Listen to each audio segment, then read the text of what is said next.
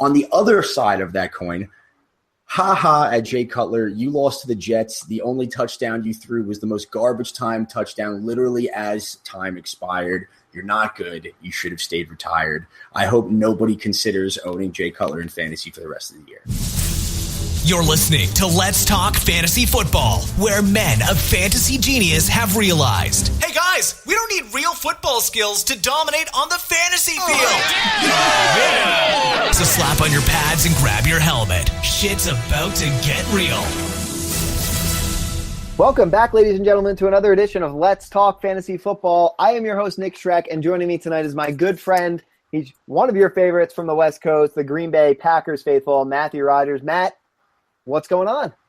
Not much, Schreck. What is up with you, man? I feel like it's a long time no see in real life and also the podcast life. It's been a while since we've done one. It's kind of like a reunion tour here. I mean, we're syncing back up. I think it's the first one we were saying before since the preseason together.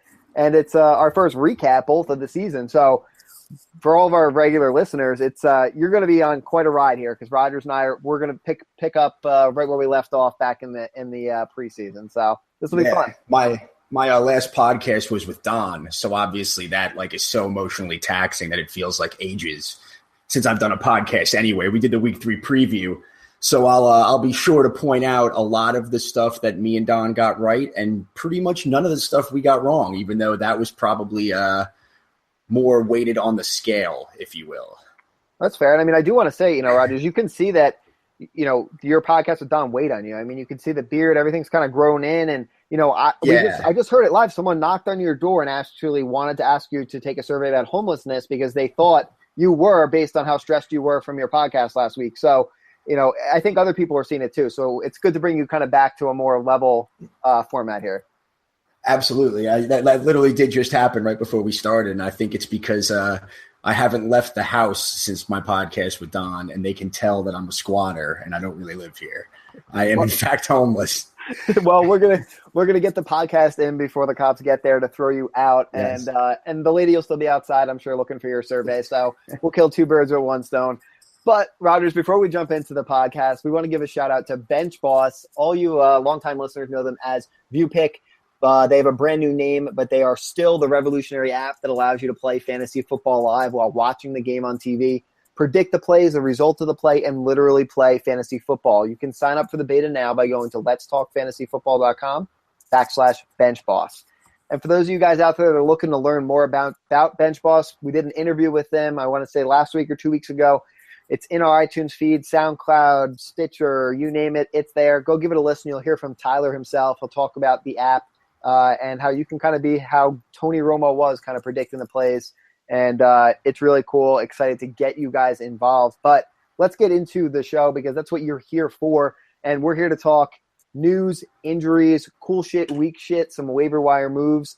And we do have a few reader questions coming in. So, Rogers, I've babbled on enough. Let's get into it. Let's start with news. And the first thing we're going to put out here is Darren Sproles out for the year, torn ACL and a broken arm. Absolutely devastating. For Darren Sproles, I feel just, as a guy that was so good, electrifying, he was fun to watch. But he's old now. Yeah, I mean, this is his age 34 season. You don't want to think that it's possible that Darren Sproles will retire after this. When I saw the play, it did not look good at all. Darren Sproles sort of got hit in the backfield and bounced off him. I forget who it was that hit him, but I think I texted our little group chat, and I was like, Darren Sproles' knee looks like it just completely broke in half. It was ugly. And then they said it was a wrist injury at first, and now it's just two combined season-ending injuries at once. I really hope this isn't the last that we see of Darren Sproles, but it certainly seems possible. Those are some hard rehab injuries. Yeah, it's definitely hard rehab injuries and just the general statistic and stigma of running backs when they're over the age of 30. So now to bounce back from the injuries and still do that for what he was known for was the speed, the moves. Again, we wish him the best, but unfortunately, Darren, we do have to talk about the other side of this and what it means for fantasy players. We feel for you, but LeGarrette Blount, Wendell Smallwood, owners are now looking at wires and figuring out what they should be doing. Who do you prefer, out of the two here, Rogers? Because you figure people already own LeGarrette Blount, likely. Smallwood is probably on more wires. Yeah, I think last I checked, Smallwood was in like the 2 or 3% owned range, which is, rightfully so going into this. This is kind of disappointing because we were just starting to sense some sort of clarity on the Eagles' backfield. We saw week 2, LeGarrette Blount didn't even get a carry, and that caused some people to drop him. We said on this podcast, maybe hold off on that. We were a little bit split, but honestly, going forward, Blount when he got the ball looked better. Does that make sense? Did you watch any of this game? Yeah, I watched a little bit of it. I watched a lot of Red Zone on Sunday, so it was hit and miss for me. But I did see some of it. He looked like like you said, I don't know, more fluid, however you want to say it. He looked better running the ball. Yeah, the crowd was sort of when he was barreling down and getting those yards after contact. The crowd started to cheer for him every time they wanted to get the ball. Sort of seemed like he was coming into his own. That being said, throughout this game, Smallwood doubled the amount of snaps for Blount, which leads me to believe since this was a tight game too, in division rival against the Giants here. So this leads me to believe that maybe Smallwood will be the passing down back because Sproles was sort of, always the passing down back in every offense he was in, but he was sort of becoming also the lead back as far as, 15 plus touches for this Eagles backfield. So I'm in PPR, I'm inclined to think Wendell Smallwood may be on the field more, which would lead to him having more of a hybrid role than Blount ever has had, really. But talk to me about this third guy here, Shrek, Corey Clement, who scored a touchdown for the Eagles, and I think he got 6 carries, something like that, on only a small amount of snaps. But he could factor in to sort of be a wrench in again what we thought was going to be some clarity in this situation. Yeah, I mean, absolutely. I think he kind of, again, we're not dedicating a segment, guys, in this episode this week to whack-ass backfields because we're kind of breaking it down as we go through things here. But this is a whack-ass backfield, particularly where we thought we were going to see some clarity, and now we're kind of back into madness. Like you said, you think Smallwood is possibly going to be the passing down back. He had 2 targets in the passing game. LeGarrette Blount, he's not going to go away even if he's not the guy. He's going to still fall into the end zone, do what LeGarrette Blount does.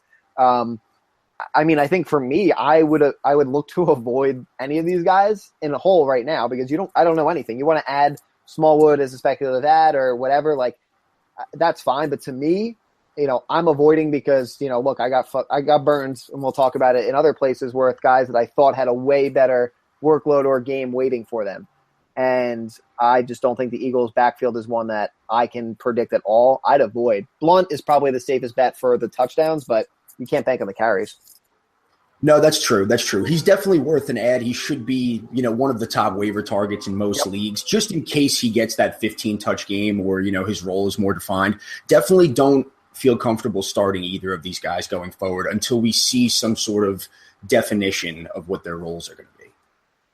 100%. So, again, if you got, some people want to get cute and they want to, they want to add the third guy, they want to play around. Look, do your thing. We're not here to tell you exactly what to do with your team, but we wouldn't advise starting anybody. Let's see how it plays out this week and go from there. If you're in a pinch, you do what you got to do. But hopefully if you were starting Darren Sproles, you have a somewhat viable option. But then again, if you were playing Darren Sproles, you may not. So we'll talk about some other guys that as we get a little bit further along that you may want to look at. Rogers, let's move on. Let's talk about a piece of news that I think is just it's madness because all it is it's news saying that it's possible that we see Andrew Luck practice, which to me is just, I'll believe it when I see it. It's smoke coming out of Indianapolis, and I think it's bullshit. Yeah, no, I agree. I just know that a lot of people are going to hear this news and look to potentially add him or stash him, or some people are doing that anyway, which sort of seems pointless to me. And it's just a good opportunity to bring up a stat that I was going to save for cool shit, because it is really cool shit. But we saw 15 quarterbacks this week in fantasy put up 20-plus points. 17 got 17 points or greater. These are guys like Deshaun Kaiser, Jacoby Brissett, Case Keenum, guys that you're not going to start all the time. But there are streaming options out there. If you're nervous at quarterback and you have a guy like Cam or Jameis Winston, you need help now as opposed to in the future. I don't really see, with quarterback being so deep, just maybe when Luck is officially coming back or gets a full week of practice, consider it. But for now, it's not worth the bench spot with all these emerging running backs. Yeah, completely agree. And it kind of leads, or I don't even know the right term, but kind of supports the notion that we kind of preached all preseason, which is really the last time we were on together of you can stream QB, you don't have to overpay. And I'll come back to this point in a minute, but when you were just kind of going on your little speech there, when you were like, get help now, it made me think immediately of that J.G. Wentworth commercial where they're like, get cash now. I was just like, get Tyrod now. Just like do like a little jingle there. Yeah, see, maybe that's where we're going next. We'll be on TV or radio for jingles. If you have quarterback problems and you need help now. And then just like Deshaun Kaiser comes out and dances and you pick him up immediately. See? And that's how we put our picks out for the week. We'll change the QB out every week. And they go into the little play. Look at that. We're changing the face of fantasy football. But, yeah, with all the QBs out there, I'm not adding Luck. If you see him start practicing in, a week or two, or he is practicing in a week or two, and you really want to do that, fine. But, again, we don't advocate holding 2 QBs. I drafted Luck in round 15 or whatever, and then immediately dropped him when I needed to make my first waiver move because I hoped he wasn't going to miss 6 weeks. But I wasn't going to sit on him for 6 weeks. And I don't think he's worth adding right now unless you're in like a 20-something team league, which you probably already own him anyway, right? Yeah, absolutely. So with the possible Andrew Luck news in the rearview mirror, let's move on to Melvin Gordon. Leaves the game. He's dealing with a very minor, quote-unquote, bone bruise. They say it's not very serious. And from all indications, I think they expect him to play in week 4. Are you hearing anything differently, Rogers? No. I hear that he's expected, but the reason that I wanted to bring this up is because I think that from recently with the Chargers, we saw that week 2 game against the Dolphins where they did not run the ball well at all, and I think they only had 12 attempts on the ground. The coaching staff, Anthony Lynn, came out and said, they want to make a point of running the ball more effectively no matter the game script. They want to get Melvin Gordon involved, but not even just Melvin Gordon, but they want to run the ball well. And we saw in this Chiefs game, obviously you did, that the Chargers were down early, and they were down big. And it was pretty much immediately from their first possession, if I'm not mistaken.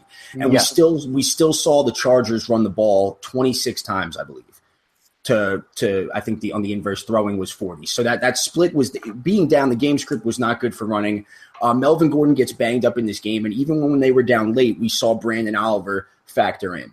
I think Brandon Oliver is worth being a handcuff for a Melvin Gordon owner, especially since he has been banged up early. And keep in mind, Melvin Gordon's emergence last year came when Brandon Oliver, I believe week 1 or 2 of the season, had a season-ending injury. So we don't really know what their plans for the backfield. I mean, I'm not saying Melvin Gordon's not their lead back. But what I'm saying is that if Gordon were to miss time, I don't think that the Chargers would shy away from having Brandon Oliver just assimilate right into that role. So I think he's one of the better handcuff options if you have the roster flexibility. I agree, and I think you need to ensure what essentially was probably a first or an early second round pick for a guy who he had microfracture surgery. I don't know if it was 2 years ago, whatever. That's the same spot he has the bone bruise now.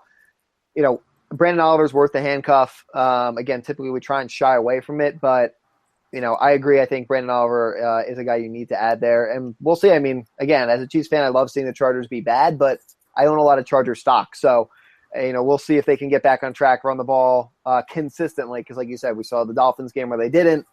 And game script hasn't really played their way at all. Right. But look for Brandon Oliver. Let's talk Doug Baldwin. He's going to have an MRI for the groin injury. He was on his way to having quite the day for himself. 10 catches, 105 yards, and a touchdown before he left with the injury. What worries me, and I know we'll leave it to the preview podcast, but they play the Sunday night game against the Colts. Great matchup. The Colts defense is obviously not very good. But until we hear more on the injury, his status, you got to be a little worried if you're a Doug Baldwin owner. Absolutely. And we have here some guys, the rest of the Seahawks receiving core. If you are nervous about that and really want to play that matchup, you're a Doug Baldwin owner. And it is a great matchup, should be at least. I would just want to say that I would think Paul Richardson I would favor more than Tyler Lockett as a waiver add to sort of, hedge that bet if Baldwin doesn't go. Like you said, more news to come in the week. But Tyler Lockett was sort of, he had a big week 2 performance. We saw Paul Richardson. We talked last week a lot about him being badass and catching that touchdown. But Tyler Lockett was on the field 90% of the snaps, led all receivers, only had 3 targets in this game. Richardson was only, 84%, kind of close on the snap count as well. But I just think that there's more of a chance for volume with Paul Richardson. Tyler Lockett's more of a big play threat. So Yeah. I don't know. Who you prefer? You feel the same way? 100%. That's what I have here in my notes. Paul Richardson, he scored second straight game. He's got a nice matchup against the Colts. Even if Baldwin plays, it's just a nice matchup in general. Mm-hmm. But, he goes out there. And I think you could argue he's become the number 2 in that offense, behind Doug Baldwin because of, like you said, with Tyler Lockett being really boom or bust. On the field for that many snaps, he goes 2 for 3 for 30 yards. I think Paul Richardson's the guy, like you said, definitely if you want to add one. I mean, if you own Doug Baldwin, there's no reason if you don't have somebody else that you can't play in that Sunday night game to replace him. I think Paul Richardson needs to be on your roster if he's on the wire. Unless, of course, we hear as of Friday, Doug Baldwin's out. But typically those calls can come out later Sunday, and you could miss your spot to play someone at the 1 o'clock game, the 4 o'clock game. But Paul Richardson for me, I really don't want anything to do with Tyler Lockett right now. He had the big game, but he's too boomer bust for me. I'd probably look elsewhere for a little bit more consistency. Yep, I agree. All right, Rogers. And our last little piece of news here is Julio Jones. Kind of a name that I haven't seen a ton about, but he's banged up. And I think we really want to center this conversation more around, the other receivers. Was Taylor Gabriel real? Was it a fluke? Mohamed Sanu? Because Julio's obviously playing. It's not like he's banged up to the point where we're like, well, Julio's out a few weeks or what's going on, but we're seeing the impact. We saw Sanu get into the end zone. I don't have the numbers in front of me. Actually, was he 4 for 6 for 28 yards, and then Taylor Gabriel as well. Do you believe Taylor Gabriel's legit? I think Sanu. I like Sanu as a more legit option than Gabriel.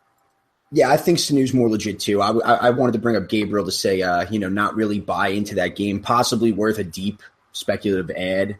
But definitely Sanu is the guy I like more. And also just worth talking about, it could fall under weak shit. But as a Julio Jones owner, it's a little bit discouraging to see Sanu have, at least 2 that I know of, maybe 3 touchdowns this year.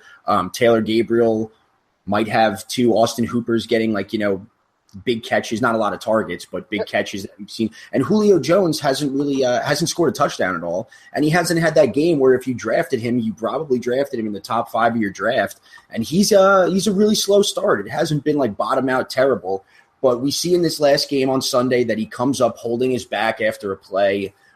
They say that they don't really expect him to miss time. He was obviously in pain.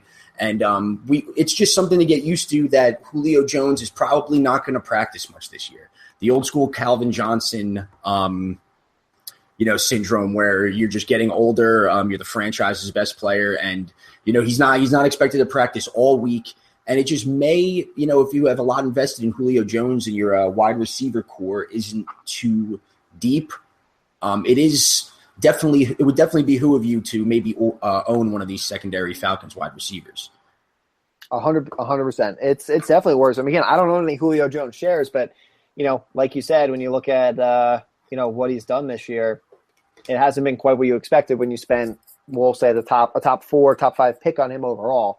I'm actually just looking at his. Julio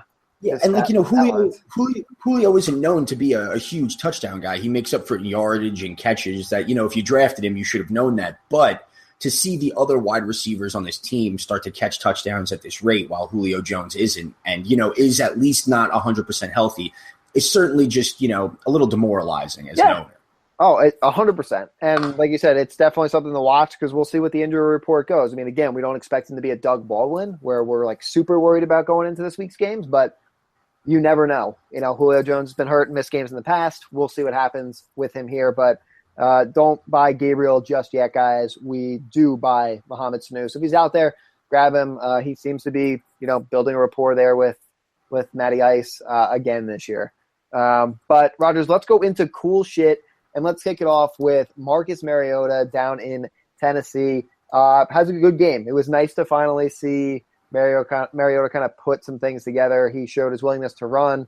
He's just a fun guy to watch, quite frankly. I enjoy watching him play football. And I mean, that game as a whole was fun, I think, watching the Seahawks and how things got chippy and whatnot. But, he's a fun guy to watch. And as a whole, the Titans, I think, are fun. They've got a lot of good things coming. Absolutely. That offense is good. It's emerging as one of the best offenses in football. And yeah, I mean, not really much to say on Mariota. Hopefully if you weren't playing him after those first 2 weeks, it was sort of a widespread thing to not play him week 3. And if that's the case, you missed out. Don't really blame yourself too much because, the matchup, even though the Seahawks defense has been pretty whack, especially in fantasy, but that's a whole nother issue. Yeah.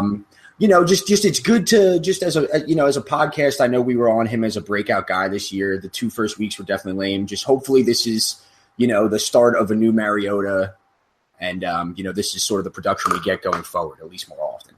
Yes, I agree. I think it's kind of the kickstart he needs. Hopefully, can continue. And again, we still like Mariota, guys. Again, rough start, but hopefully you were smart enough to play the wire, play the matchups based on what you need. And Mariota, I think, he's a low QB1, kind of moving forward. Next guy, Rogers, I want to talk about is a personal note here for me because for those that listened to the podcast a few weeks ago I did with Don, we talked about Todd Gurley and the Rams, and I advised everyone to sell Todd Gurley after his touchdowns in week 1 because he had historically bad yards per carry, yada, yada, yada. Long story short, I'm super dumb and super wrong because Todd Gurley has continued to prove me wrong. The Rams as a whole have continued to prove me wrong. And I hope none of you actually listened to me. If you did, send some angry tweets my way or something. I don't know what to tell you. But Shrek, well, go on. That's it, man. I'm just going to keep going. I wanted to say 2 things on this point. One, don't beat yourself up too much yet. Todd Gurley against the Niners and the Colts, the games that he was best, are certainly some of the best matchups he'll have all year. Definitely, though, so far you're wrong. But do you think that this is deep down in your subconscious, that this Todd Gurley hate is derived from your past Zach Stacy failed love?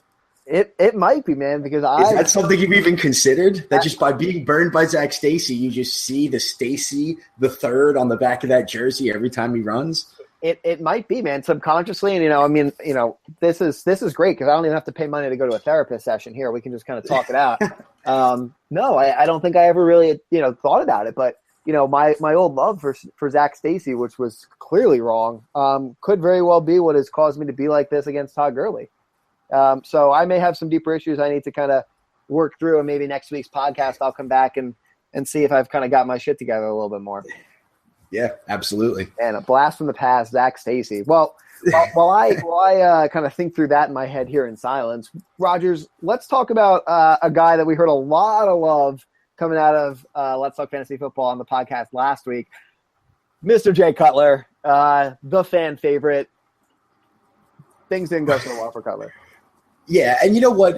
I want to start off by saying that Jay Cutler is the most polarizing player in the NFL for this podcast, especially, and honestly, one of the more polarizing players I think in the NFL for fans in general. But I regret what me and Don said on the podcast, and I'll give Don a little more credit than me because for the first time ever, we were making fun of Vinny and Walsh, gushing or whatever over Cutler, loving him. And last week, while me and Don said Cutler still sucks because me and Don are Cutler haters, we did, or at least I did more than Don, admit that Cutler was a good streaming option. And I learned my lesson. It was a message from God saying, look what you did, Matt. You believed in Cutler, and now you're going to get bit in the ass for it. You will be wrong on the one time you get on board.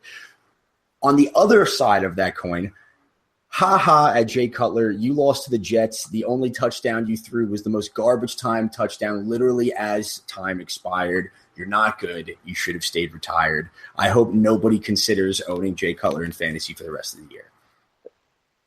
The definition of Jay Cutler garbage time is what that touchdown was. Literally smoking Jay.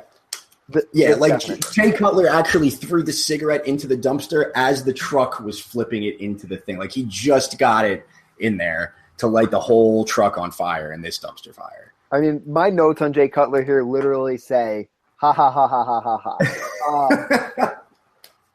Yes. But then I literally Googled him to see what if there was anything else I wanted to add. And I just thought it was funny that the 2 first headlines that I found were Cutler's accuracy mechanics failed under pressure, shocker, and 2, Jets may have dodged a bullet by not signing Cutler. That tells the world everything they need to know. When the Jets have dodged a bullet, you suck. Wow. When I die, Shrek, put that on my tombstone. The Jets dodged a bullet by not signing Cutler. That's all that needs to happen. You got it, friend. I will make sure that happens for you. And I do have a question for you here because you completely just said no one should ever consider owning Jay Cutler again. I want to know if you would consider going back to the well in week 4.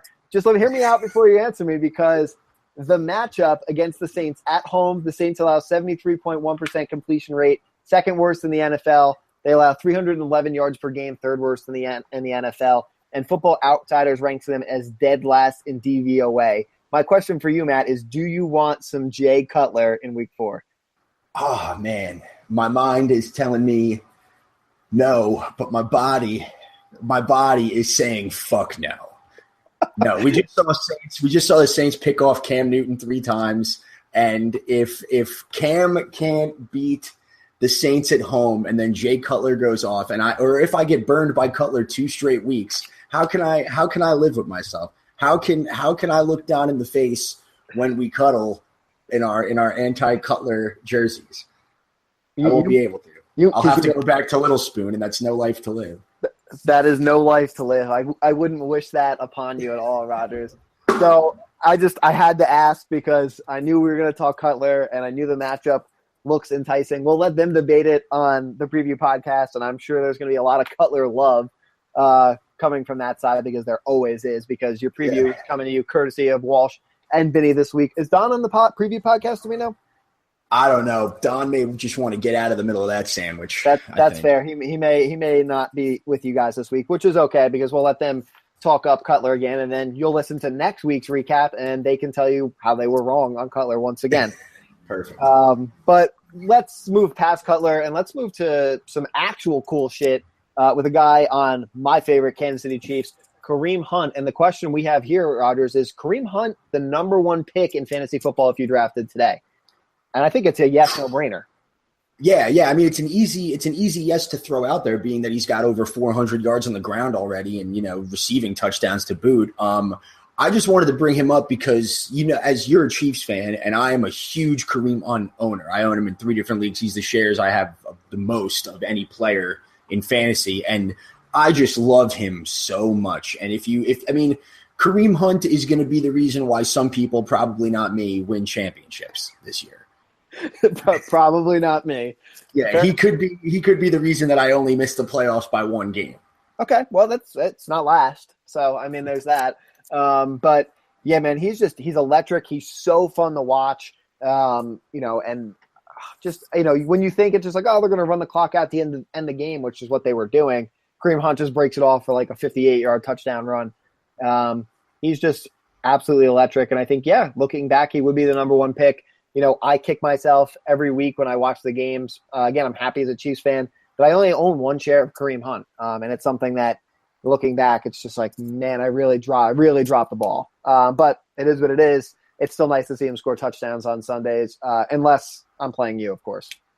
Right, naturally.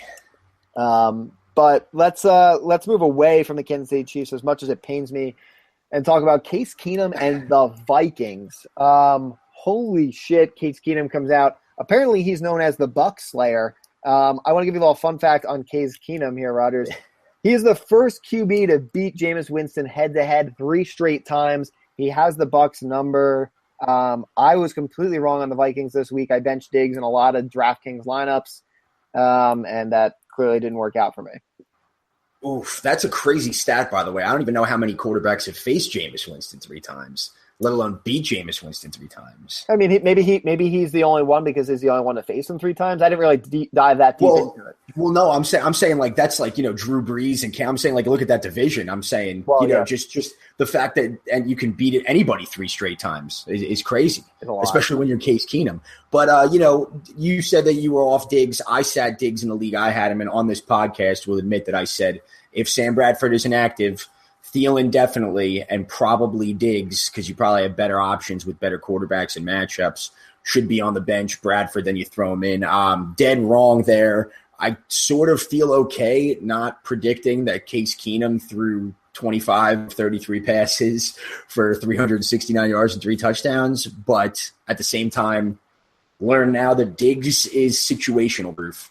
Yep. Situation I guess is the smoother way to say it. But, he's matchup proof. They go through him, obviously. Dalvin Cook also, to see Case Keenum have this day through the air and Dalvin Cook still also be more than serviceable as a running back one at this point going forward.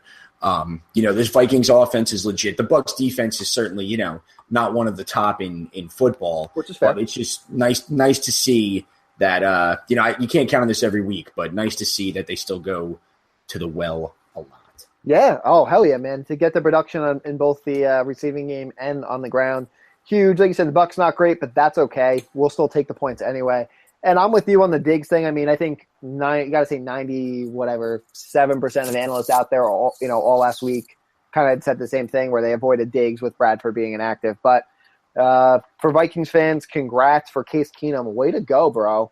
3 straight against Jameis Winston. That's at least you got some kind of accomplishment in your career. So good for you. I'm happy for you. Sure. All right, let's talk Jake Elliott. Goes out there, and this is just fun to watch. I think it's cool shit because you go out there and you think that the Giants are going to win this. They're going to send it to overtime, right? And he comes out here. It was tied when he went for the 61-yarder. Yep. So he comes out, and you're like, oh, well, that's a far-ass kick. It's never going to happen. And the kid comes out here. He crushes the kick.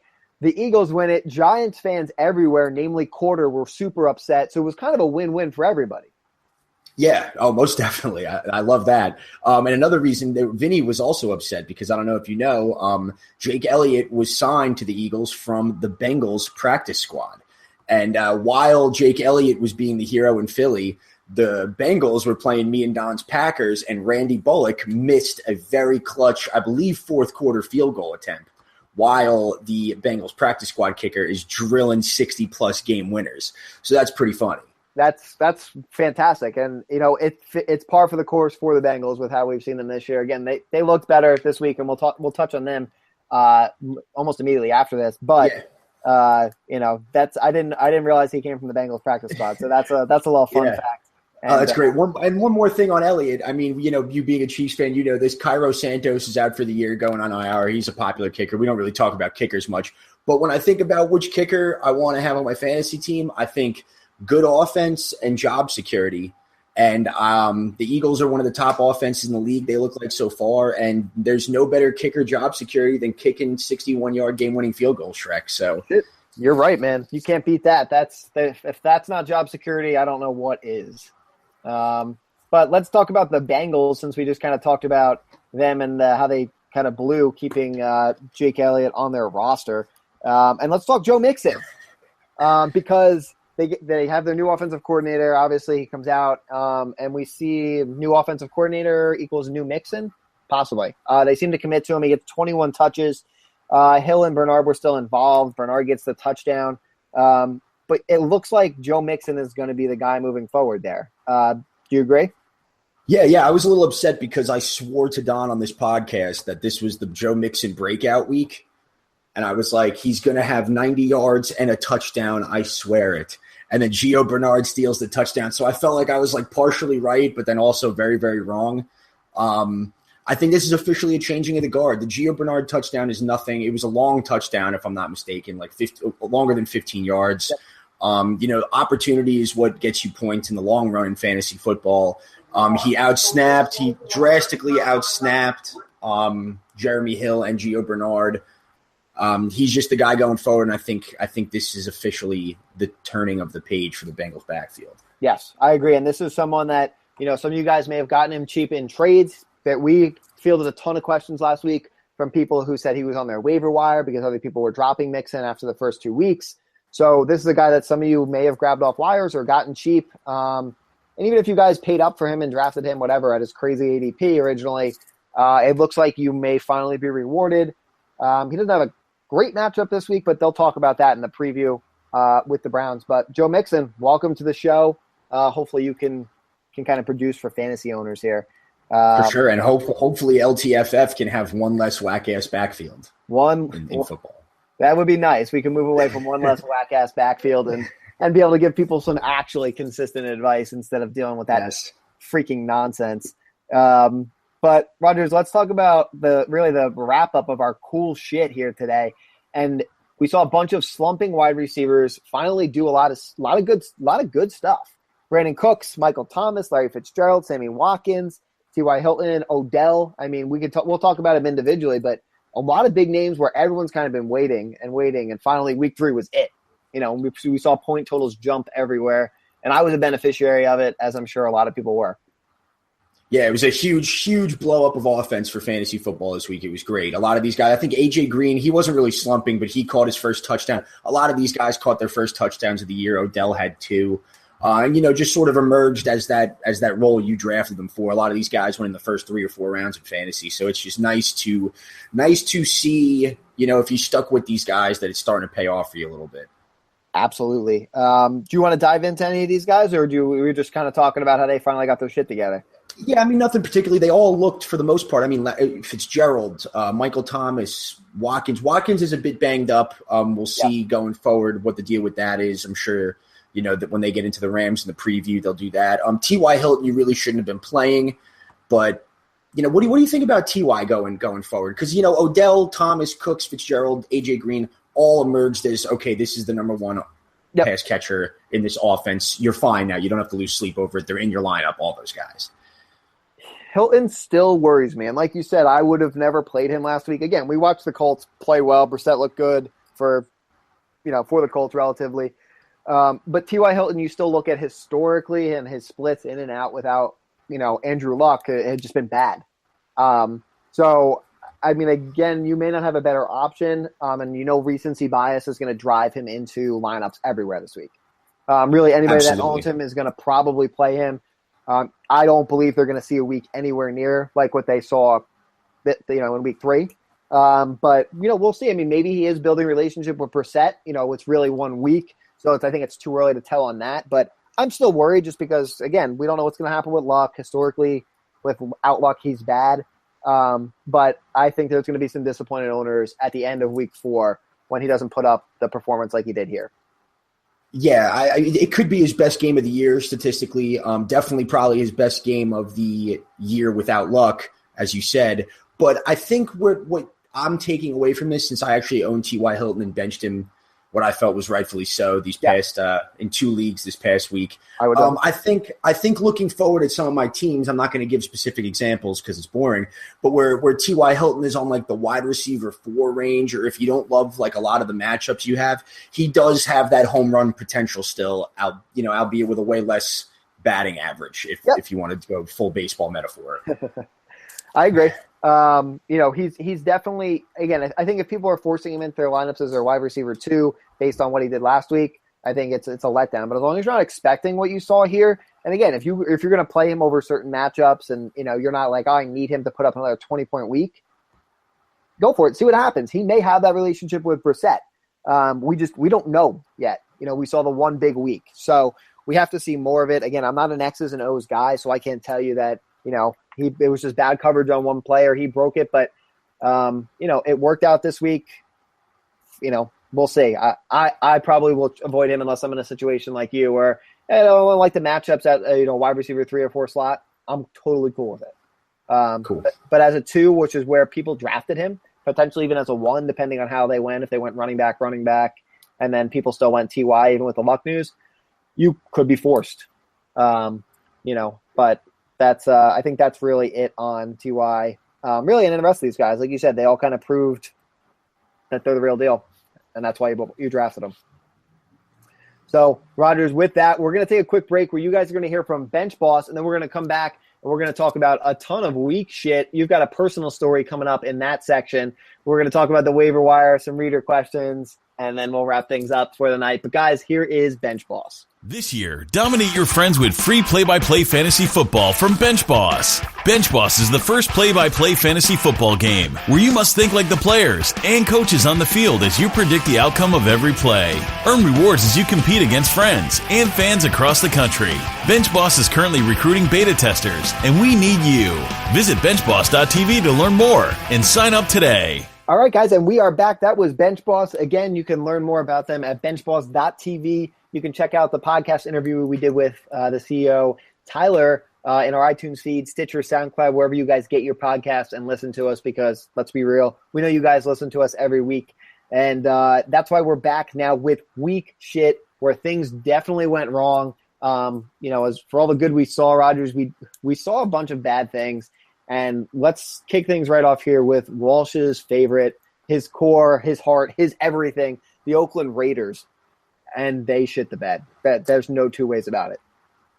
Yeah, Shrek, with day comes night, and with cool shit comes weak shit. It's an inevitable part of the NFL and fantasy football. So to talk about these Raiders, man, I mean, I don't even really know what to say. They didn't show up. Yep. I knew a lot of guys. A popular stack was, Crabtree Carr, whether it's Daly or, just a lot of Marshawn Lynch didn't do much at all. Very disappointing. And, Sunday nights, that can cause some fantasy heartbreak for sure. Yeah, I would obviously assume that this is an outlier of what we can expect from this offense. Crabtree and Cooper each had one catch each, if I'm not mistaken. Mm-hmm. Yep. Just super definition of weak shit, possibly the weakest shit that happened in the first 3 weeks. Yeah, for sure. It was just it's an anemic offense. Yeah, I agree, and I'm with you. I think it's an outlier. Again, everything you believed about the Oakland Raiders prior to week 3 should still be in place. If they just didn't show up for whatever reason, and now we're going to go into week 4, assuming like it was week 2. You play your Raiders. Again, I was a victim of the Carr Crabtree stack in DFS, and it burnt me in some lineups, and it definitely burned, I'm sure, a ton of people that were playing for way more money than I was. But, regardless, it was, like you said, it burned a lot of people, but it happens. Every week there's going to be stacks that everyone wants to play, and it doesn't work out. The Raiders were this week. And I think you punt it and you hope for the best. So that's it. We've got nothing else on the Raiders. It's just the definition of weak shit. Let's talk about weak shit again. Let's talk Jordan Reed, the guy that is the definition of fucking hurt. He should be in a bubble. He's always banged up, and he was a late inactive. And not for nothing, but tight ends in general just didn't work out at all really last week. Yeah, no, we saw they're getting hard to predict besides Gronk. I mean, we saw Jordan Reed not even play, and I actually got screwed. I screwed myself, but I sort of assumed that he would play, and then throughout Sunday I would fix the situation if some news came out. And I saw the news come out at around like 4 o'clock Eastern time maybe, and I was playing Don in a league actually. Okay. And I went to go switch out Jordan Reed and realized it was a rookie move. I was kind of disappointed in myself, but I saw that all of my bench were 1 o'clock games. So I got completely locked out, and I was like, why did I not even consider this as a possibility? What a rookie move. And but it's funny because I'll still beat Don regardless of not playing a tight end. And also had like Stephon Diggs and Chris Hogan on my bench, which is really, really wow. funny. Yeah, still beat Don by like 20 points, so that's hilarious. So the DON may be the DEAD very soon. Yeah, two straight weeks of Rodgers just all up in his face. But, we saw Travis Kelce, Kyle Rudolph, Ebron, Fleener, Martellus Bennett, just a lot of these guys that, are on that tight end roulette wheel just not coming through. And Travis Kelce getting 1 target for 1 yard in a good Chiefs offensive game is crazy. It's just there's just nothing you can do about it. It's just weak shit. Yeah, it's weak. The definition of weak shit. You're still playing him if you own him. Like nothing's changed here. It's just super big letdown. Hopefully you were fortunate like Rodgers where it didn't matter. You could afford to take a bad tight end spot. He took a 0 for Christ's sake, and he was fine. Yeah. So, but with again, that, let me ask you a question, Shrek. What are your thoughts on Vernon Davis if you're a Jordan Reed owner? Just because not in the long term, but I'm thinking Jordan Reed again is going to be questionable going into, probably practice the entire week. And we saw Vernon Davis come in, catch the touchdown. He looked like the Vernon Davis of old. Just I don't know what their schedule is like time-wise when they're playing, but it would have really been helpful if I had owned Vernon Davis. And I actually saw a guy in another league I was in, very expertly so, picked up Vernon Davis, dropped Marlon Mack, and then last second switched him out for Jordan Reed and won because of that. Yep. So what are your thoughts on that? Well, the only thing that sucks, and again, if you're going to play the Jordan Reed game again this week, the Chiefs and the Redskins are on Monday Night Football. So if you're going to play the Reed game, just go get Davis because I think that's your bet. Again, sure, good unless you hear earlier in the week. But I'm just looking here. He had the touchdown, 5 receptions for 58 yards. Realistically, with a tight end, you can't really ask for more. That's more than really you can ask for unless you own Gronk. or Travis Kelce in a regular week, because if you get a touchdown and 1 yard, you're like, cool, totally happy with my tight end production this week. So, you know, I mean, he had only 13 yards in week 2, but again, Jordan Reed was, you know, there. So 5 for 58. You're playing Kansas City again. They lost Eric Berry. I don't have any stats here in front of me, but you know, Eric Berry's the one that held Gronk down in week 1. So again, you get the Chiefs, and we'll let them cover it in the preview. But I think he can be a good option, whoever the tight end is, against the Chiefs here on Monday Night Football. So I'm cool with it. Again, you're looking forward. Again, it's a short-term fix if you're if you're looking for the tight end thing. But if you do have to go with Jordan Reed here into Monday Night Football, grab him. I'm cool with it, and it can work out for you. Yeah, I think it's the best strategy you might have for the Monday Night Football situation, which I don't even know. I mean, we got Eifert that's going to miss a couple weeks. Packers tight ends are impossible to predict. You're looking at Hunter Henrys, Antonio Gates, Austin Hoopers, Browns guys. I mean, it's one of your better options. You know, it could be a better option than Ebron or Fleener going into the week. Yeah, I 100% agree, because you don't know what you're going to get with any. It is literally, it may be the biggest tight end roulette wheel that we have seen since we started podcasting in 2014, because you could put so many names on here and literally it's a dart throw, spin the wheel. You have no idea who's going to be the best producer out of it. But I do like Davis's odds against Kansas City there without Eric Berry, especially with the Monday night game and Jordan Reed owners. There's an option for you. Again, see what the guys say on the preview. Hopefully they'll dive a little bit deeper, but on the surface, I like it. Rogers, this one's coming right over to you. Let's talk Jordan Howard. And it was another definition of weak shit because of how most people handled Jordan Howard on Sunday.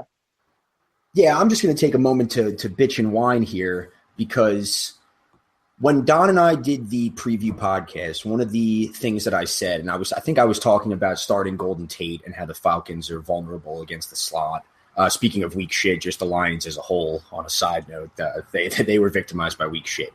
But anyway, I sort of said to Don that if you're going to lose in fantasy football, lose logically. Know that if Golden Tate doesn't work out, it was a logical choice. Theo Riddick didn't really come through like we thought he would, but that was a logical choice, because all knowledge and analysis and, you know, any sort of forecasting points you in this direction. So Jordan Howard screwed me, and I'll say, because he obviously blew up. Everyone saw that backfield completely blew up, and if Tariq Cohen didn't step out of bounds by maybe a toe, he would have been the better, you know, beneficiary than Jordan Howard, who still would have had a big week. But Jordan Howard left that game in week 2 in a sling. When John Fox and Jordan Howard throughout the entire week were being asked about this injury, both of them were extremely vague and didn't really say anything about what his role would be. They said that he would probably be active, but they're not really sure in what capacity. And, you know, everybody knows that Tariq Cohen has been one of the early breakout stars out of the rookie class, and especially running backs, apart from Kareem Hunt. So going into this week, Don and I both were very Jordan Howard should not get into your lineup whatsoever. Oh, yeah. I sat him in both the leagues that I owned him, and it literally cost me my matchups in both leagues. So it sucks. Sometimes it happens. But Jordan Howard also left this game twice and has a Thursday night game this week. So maybe we can just analyze the situation, since the preview might not get out in time for the Thursday game. Fair. But what are your thoughts on this Bears backfield going forward? Because Jordan Howard is still very hurt, and there's not really any sort of, you know, monumental news coming out about this injury still. Yeah, Max, I'm just pulling up his player card now to see if there was any last minute news I missed before we jumped on the podcast. It's a good matchup, and you assume now you have to throw him back in, but you never. It's hard to tell what the distribution is going to be, and will Jordan Howard stay in this game? I was surprised that he kept coming back into this game on Sunday, because he left twice due to the pain in his shoulder. We were all floored. We advised a lot of people when they came to us with questions, Tariq Cohen or Jordan Howard, and we said the same thing you said here. Jordan Howard's been in a sling. He's banged up. You know, XYZ. We're playing Tariq Cohen. And, I mean, if you still played Tariq Cohen, fine, but it wasn't the Jordan Howard week. And, you know, that was the advice I got to think of most people. Jordan Howard here, it says, is absent from the Bears' Week 4 injury report. Again, this is Tuesday night, guys, September 26th. But, you know, we assume he's not going to be on the injury report tomorrow on the 27th, and he's not going to be on the injury report on the 28th. So I think if he's active and he stays off the injury report, he has to be in your lineup. Again, is he going to do what he just did? I don't know. But now that he showed that he did it when we were concerned about his health, I think, again, I'd rather go down with the ship here on Jordan Howard than be off him, again, 2 weeks in a row. Right. What I fear, though, is to my point of with Jordan Howard, the logic said to not start him. Yeah. I'm wondering if now I wouldn't put it past the Bears and John Fox to, now that the logic is telling me that he's off the injury report and I'm going to play him, as you should play him. I'm not saying you shouldn't, but then will this be the week that I get 5 points out of him and he leaves the game in the second quarter on primetime and Tariq Cohen goes the hell off? Yep. Not, this is me just pessimistically being paranoid. But you need it. But you need that. Because it's the recency bias. I mean, if you just listen to my opinion here, I'm the definition of recency bias in that response. I literally just said that he had a great week last week when we thought he was hurt. So therefore he's going to have a great week this week because he's healthy, or so we believe he's healthy. It's the definition of recency bias. We talked about it all offseason. We talk about it now. We all fall victim of it. Your view is the view that we need and people need to listen to because, again, we're not telling you not to play Jordan Howard, but consider what could also happen. It's not a lock that he's going to go out there and play the whole game or kill it, as much as I just told you he would. Right. And that's all it really is, I guess. Yeah. I mean, just watch the reports, see what things come out of Chicago. Again, if you're a Jordan Howard owner, you need to monitor that. You can reach out to us Wednesday and Thursday. We'll give you our opinions as we see things unfold. And then, but Tariq Cohen also, it's a good matchup. And hopefully that podcast will be out. It should be out Thursday morning so you guys can get their full take on the game. But if not, reach out to us and we'll dive into it with you guys individually one-on-one. But Rogers, let's keep going. We're going to move past the Bears. We're going to go on to the Panthers, with the exception of really Christian McCaffrey. Cam, everything there is just, it's a shit show. Cam completed 61.4% of his passes, four interceptions. He has a bad schedule coming up: New England, Detroit, and Philly, back to back. Greg Olsen is obviously out. Kelvin Benjamin hurt, leaves this game. I owned him in a bunch of DFS lineups. It's literally shittiness everywhere in Carolina. Yeah, for an update on Kelvin Benjamin too, he got rolled up on that knee that was the surgically repaired. I believe his left knee from that ACL injury. Yeah. 2 years, was it 2 years ago? Yeah, 2 years ago. Got the MRI done. They said no structural damage. They consider it a minor injury. Good for Kelvin Benjamin owners. What's not good for Kelvin Benjamin owners is Cam fucking sucks, dude. Me and Don said on the last podcast, if Cam can't do it in this game against the Saints, at home against the worst defense in the NFL so far, right? It was in Carolina, right? Yeah. If you can't get it done here, you got to give up. I'm giving up. I didn't even know the schedule ahead. I think he's personally not playing healthy. He's not running at all.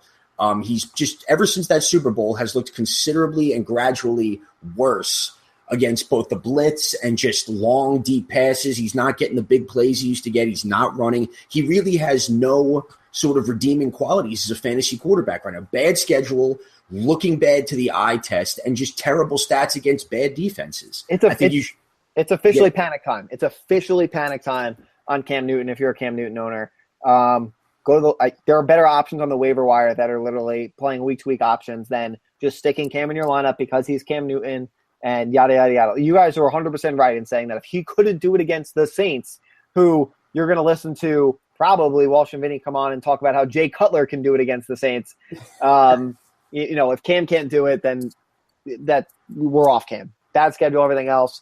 And again, that's bad for, like you said, Kelvin Benjamin and everything else. And we'll see what happens with his status. They say right now he's technically questionable on the injury report for this week. So you're probably looking elsewhere with how bad Cam looks and Kelvin being banged up. Yeah, and by the way, he did save the day, not save the day, but makes the day not a completely bottomless pit of fantasy stats with his rushing touchdown. But don't let that trick you into thinking that Cam is running the ball a lot, because he's really not. It going forward should be probably the least he's rushed in a year that he was healthy in his entire career. And yep. I think that's sort of the plan out of Carolina. And it's trickling over to everybody else. The Panthers have the easiest fantasy schedule all around for an offense this entire year.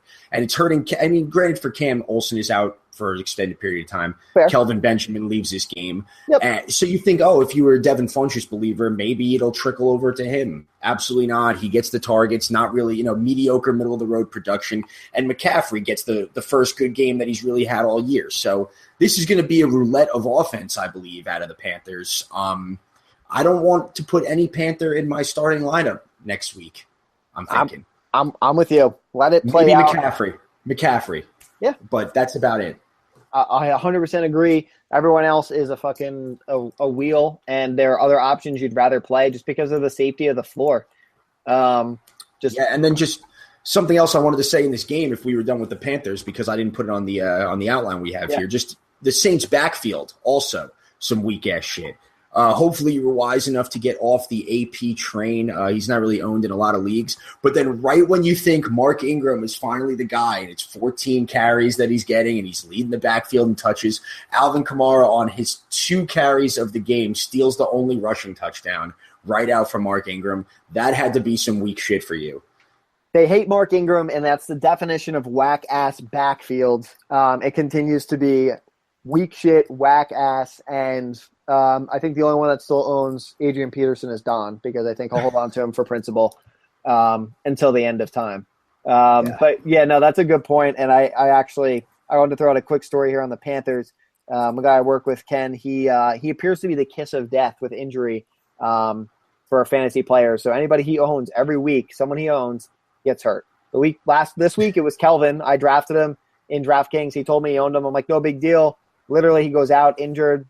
He owned him. Jordy Nelson the week before. It's literally every week. It's the same thing. So I'll touch base with him next time I see him and see who he owns, guys, and I'll put those names out on the site for you because if Ken owns them, they're probably going to get hurt this week. So you guys can avoid him for sure because that's science. Ken owns Antonio Brown. I will trade you Antonio Brown for LeGarrette Blount ASAP. Just do it. Get him off your roster for pennies on the dollar. Everybody's for sale, fire sale. Speaking of pennies on the dollar, aka garbage, Phillip Rivers looked like hot garbage against Chiefs. I'm so happy as a Chiefs fan, but I own him. I own Keenan Allen in a bunch of leagues.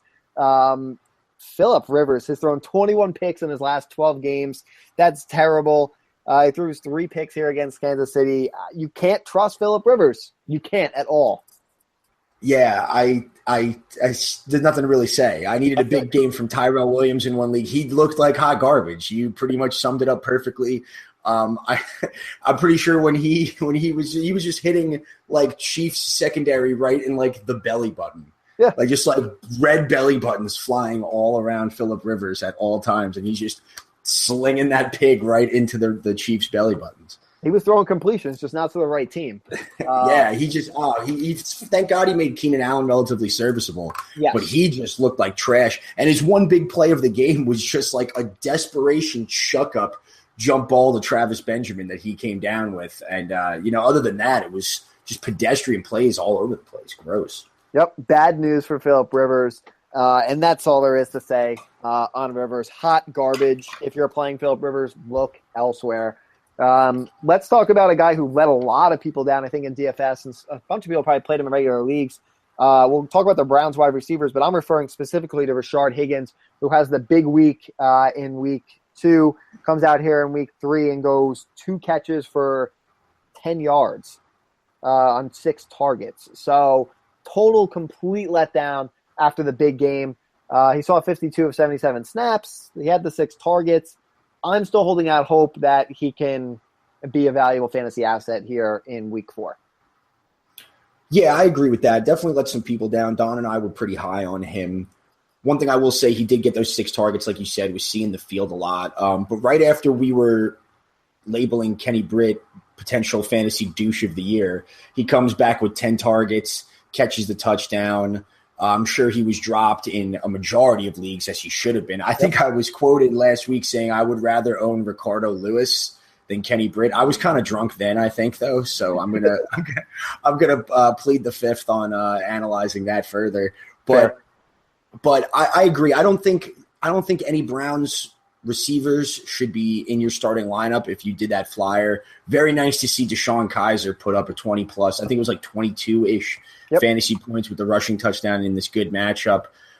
But do you think Kenny Britt is worth picking back up, Shrek? I'm not picking Kenny Britt back up at this time because I think we've seen more of Higgins. Kenny Britt gets the touchdown. Great. He sees the 10 targets. I think it evens out and goes back Higgins' way a little bit. Again, I probably won't play either of them really moving forward in general unless one of them totally bursts onto the scene. But, Kenny heard we're going to call him Fantasy Douche of the Year. So he decided to score a touchdown and make us look like assholes. I'm not, though. What are you doing? Are you picking him back up? I think if you have, a bottom of the bench guy, he's worth the flyer that he was drafted for. I still own Marlon Mack in a league, and it's just because I've been missing out on waivers and I haven't found anyone worth picking up. It's like just to bolster the bottom of the bench, I think it's just as logical as owning Higgins at this point. Okay, fair enough. Pick your poison. If you want to do it, you can definitely do it. The only other thing I have on here, Rogers, on week shit, kind of wrap it up just in general, the Baltimore Ravens going to London, getting their asses blown out. It just wasn't the way I think anyone expected that game to go. Again, as a Buck Allen owner, I expected way more. I think it was just a huge letdown. I look at it kind of as the Raiders we did, where it was weak-ass shit, forget about it, and look to week 4 to reset. Yeah, I believe John Harbaugh was quoted saying we don't ever want to come to London again. That's paraphrasing, like that someone else can do that. I don't ever want to come here. They got completely embarrassed. But one thing I will say about the Ravens, you were saying just chalk it up to Buck Allen and I missed what you said there. I'm just saying I think in general, I think you just chalk it up like we did with the Raiders. Like it was a bad week. You kind of throw it out. And I think how you went into this game with expectations is how you should in general go into week 4. For me. Yeah, one thing that I want to say is I still think Buck Allen will be involved, but John Harbaugh was also asked about Alex Collins, who I believe had 9 carries for 82 yards. Another interesting thing about Alex Collins' stat line was he was only on the field for 10 plays and got 9 carries. I didn't realize that. When he was on the field, he got fed minorly, I guess. And he did look to be the best with the eye test. When asked about Alex Collins after the game, John Harbaugh said, if you're playing well, you will earn more playing time. So that could potentially eat into Buck Allen's role a little bit. We've said that his role is a little more defined as the pass catching, the passing down back on the field. But I would not be shocked, especially with Terrence West still sort of, hobbling around and, not really sure what his injury status is. He only got the ball like 7 or 8 times. That Alex Collins, if he continues this, average yards per carry, could certainly earn himself more playing time, especially if the Ravens are playing like shit, which they are. Yeah. Fair enough. Definitely, I think a 12-team or deeper wire ad is Alex Collins for sure. All right. Well, we could have another whack-ass backfield on our hands depending on how week 4 goes. And it could be a shit show as we go into the recap and previews for next week. But, Rogers, let's talk waiver wire. We have some names on here. There are a bunch of guys we already hit as we kind of went through, good shit, weak shit. But I have a name, Jamal Charles. I thought he looked really good in Denver. He kind of looked KCS to me. He was cutting well. He kind of seemed to be seeing the holes. He gets the touchdown. I think he's worth being put on your roster if he's not already owned. Yeah, why did people draft Adrian Peterson? Because he's an active, surefire Hall of Fame running back that was going to a team with a good offense. The opportunity is not there for him. That's why he was dropped. Jamal Charles is a surefire Hall of Fame active running back that is on a very good offense. The only difference is he's getting way more opportunity. So I certainly think he's worth a speculative ad. I know I've been saying speculative ad a lot. I think I would put him a little bit better than that, actually. Definitely a good running back 5 or 6 to have. And again, he's an injury away from a feature back role, which is always something to weigh into the bottom of your bench as well. Absolutely. And guys, just for the record, our list of guys here on the waiver wire is not in any particular order. We're just kind of rattling off some names. Chris Thompson's on here. All my notes really say is just do this. I think if he's still on your wire, I think you're adding him. I know we have what's the exact quote? I remember it came across today from Yeah, I actually have it handy here, Shrek. It said Chris Thompson, Jay Gruden was quoted saying Chris Thompson is not going to this is paraphrasing again unless you have it exactly up in front of you. Yeah, I do actually. He says Jay Gruden on giving Chris Thompson more touches. He's going to keep pushing me for them, but he's not going to get them. He's currently at 9 touches a game. So that's a little concerning to hear, particularly at 9 touches a game. But he's been making the most of his touches right now. Yeah, it seems like everybody named Jay is an idiot. That's pretty much what I'm getting out of the football world here, except for maybe Jay Ajayi, but that's about it. But he's not been playing well, so actually he may be an idiot. But anyway, give Chris Thompson the ball more. I think that this is a little bit smoke and mirrors, not giving away sort of game plan. He's been one of the most effective backs in the NFL, especially in his limited role. Certainly big play dependent, but they just come consistently. And Samaje Perine and Rob Kelly are both banged up. They both, I think, Samaje, is it Perine or Perine? I think it's Perine. I think it's Perine? Perine. I think it's Perine too. It doesn't flow for me for some reason. I got to get it right. He hurt his hand, something like that. He was seen in some sort of soft cast sort of protective thing. Rob Kelly has the rib injury, if I'm not mistaken. Yep. So, which is always a bad running back injury, as Walsh has said in the past, and it's true. If he's not, he needs to be owned in 100% of leagues, and Jay Gruden needs to give him the ball a little bit more, dude. Come on, Jay, listen to the podcast and get your shit together, all right? Come on. Disappointing as shit. Let's talk more disappointing backs. Chris Carson, very meh. He leads playing time. He gets the Colts this week. He needs to be owned. And then his usage depends on, I guess, your needs. They'll talk about that in the preview podcast. But, I don't think he should be on your wire. Yeah, Seahawks were down in this game also. Would like to have seen him on the field for more than 56% of the snaps and only 11 attempts. Still did lead all running backs by a wide margin. CJ Procise working his way in there. Like you said, favorable matchup coming up with the Colts. Definitely needs to be owned. Could find his way into a lot of lineups, and it wouldn't have been ridiculous to play him last week either, even though he didn't do too well. Yeah, I agree. And we're going to skip over Wendell Smallwood. We talked about him earlier, really right towards the beginning of the podcast. Joe Mixon as well, guys. People keep telling us that people dropped him in their leagues. I'd assume he'll be 100% owned after this week, waivers process. But if he's in your league, put a claim in, please. Here's a name I think I just put on here because I think some people may have forgotten about him. Willie Snead. He's coming off the suspension. So he may be a guy that's just kind of sitting on the wire. Again, we'll see how he reintegrates with the offense there. But I just think it's a name people may have forgot about. Yeah, Willie Snead, I think, also is if you're doing some sort of trade talks with somebody, a good package guy to try and target. We've seen Brandon Coleman get a couple touchdowns in that secondary receiver role for the Saints here. Mm-hmm. We've seen Snead have success in the past, and your owner may not be valuing him as he should be right now, being that he hasn't seen any production and he's coming back. So, if you have, if some running backs went down, you have a Blunt or something like that, or, it's just Chris Carson, you're getting a little stacked with middle-of-the-road guys. Maybe try and flip them to someone that needs a running back for Willie Snead. I think it's a sneaky trade target. I love it. Try and get a little action there coming from Willie Snead. And the last guy we have on the list, Rogers, comes courtesy of you. You have a crazy stat here. Duke Johnson. Yeah, Duke Johnson, and Don and I called him one of the spot starts of the week last week. Pretty pumped that he converted that 19-yard touchdown. Only 2 carries, 9 total touches. But Duke Johnson is a top 30 PPR running back play. And in NFL.com, I saw today, he's only owned in 54% of leagues, 54.8 to be exact. That is absolutely mind-blowing, Shrek. What are your thoughts there, dude? It's fucking criminal, man. I don't know what people are doing in NFL leagues that, whatever, the 55% or, 45% of people are like, yeah, Duke Johnson doesn't need to be owned.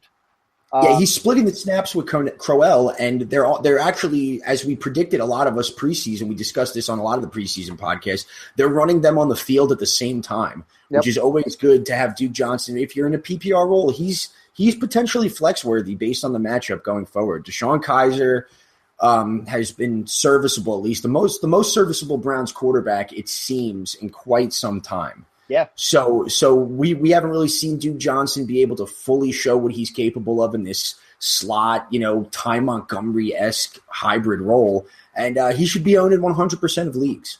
I agree. I don't know what NFL.com users are doing. You said ESPN is at 99 or almost 100, which it should be. NFL.com users, for whatever reason, are avoiding Duke Johnson like the plague, and you guys are all assholes. That's really it. So, Rogers, we have 2 reader questions we're going to hit. First one here comes from Kieran, and they said, should I trade Mark Ingram and Emmanuel Sanders for Marshawn Lynch and Jarvis Landry? I don't know if it's standard PPR, but that's the trade. I would say to hold off because not only the player's future upside, long-term upside feels a little similar, but I'm just picking that Marshawn Lynch is still a question mark to me, and Jarvis Landry has Cutler throwing the ball. I don't know. What are your thoughts? I'm saying hold on to Ingram and Sanders. Emmanuel Sanders just got 15 targets and caught 2 touchdowns, if I'm not mistaken. He's getting targeted in the end zone for the first time in his career. I would hold on to Emmanuel Sanders. He's the best player in that trade, I think. Yeah, and I think that's what does it for me because I'd rather have Lynch over Ingram. But the Jarvis Landry Emmanuel Sanders trade-off for me is, again, Landry has Cutler throwing him the ball versus what we just saw Sanders do and kind of his usage. Landry is always what Landry is. He's good for 10 catches for 4 yards each, and he just gets peppered with or he used to. We'll see with Cutler. But, I think I'm going to hold, but it's because of Emmanuel Sanders, not Mark Ingram. Absolutely. And then question number 2 comes from Gans on Instagram. It says, for this week, Buck Allen or Lamar Miller? Let me just see. Who are the matchups? Do we know? I do not know, actually. Well, we know Lamar Miller has – no, we don't know. I thought I knew, and I lied. Let's see. Here we go. I have it right here. All right, so the Ravens will be playing at home against the Steelers. Okay. And who was the other guy? I'm sorry? Lamar Miller will be playing at home against the Titans. I'll start it off by saying that we just saw the Titans sort of shut down that Seattle backfield. Lamar Miller has looked absolutely terrible. I would go with Buck Allen still. I could see the Steelers going up big possibly on the Ravens and them having to do a lot of those dump offs. I agree. I think you see – I go with Buck Allen as well. I think for the Texans, you probably see more Devontae Freeman in that game than do you mean Foreman. Deontay Foreman. Foreman. I said Freeman. I meant Foreman. Then Lamar Miller because Lamar Miller has not looked great. They like Foreman, it appears. I would go Buck Allen as well. Yep. So, all right, guys. So that's going to do it for us here on the recap podcast. The preview podcast is coming out Thursday morning and Friday morning. We're going to split it into 2 parts so we can get you ready for the Thursday night game. We'll bang out a bunch of questions. So if you guys have them, send them in on Twitter, via email, Instagram, whatever your fancy. We'll get them on the podcast. You can find the podcast, guys, on iTunes, SoundCloud, etc. Drop us a review, whether you love us, you hate us. I know Matt last week asked for some reviews, bad reviews on Don. Or good ones about him. So if you guys are feeling kind, you can throw those out there. Get our apps. We're on the Android App Store, the Apple App Store. The app is free. Download it. Get some push notifications. Have access to us 24/7. And send in your questions, guys, because we love hearing them. We'll get you your feedback. We'll get you on the podcast. And we're always here to talk fantasy football. So, Rogers, thanks for that. It was great being back on with you, man. It felt like old times. Yes. It was nice to speak kindly with somebody. You look better already. I don't think they're going to consider this anymore.